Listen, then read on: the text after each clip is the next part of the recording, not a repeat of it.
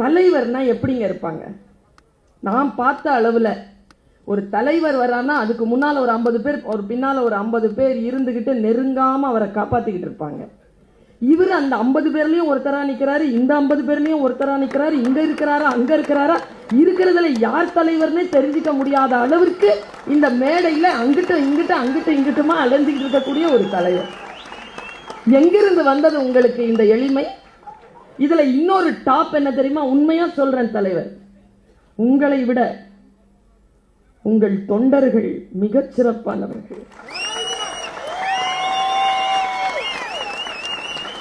ஒரு தம்பி இவர் இங்க வந்தாரா, நாங்கெல்லாம் உள்ள வந்தோமா, நிறைய கும்பல் வந்து போப்பாங்கிட்டு போப்பாங்கிட்டு போப்பா அப்படின்னு சொல்லிட்டு ஒரு தம்பியை பிடிச்சி தள்ளி விட்டார். அவன் வெளியில போய் சொல்றான், டேய் தலைவர் என்ன தள்ளி விட்டாரா. இப்படியா அன்பு செய்வீங்க? அன்பு செய்யறதுக்கு ஒரு வரமுறை இல்லையா?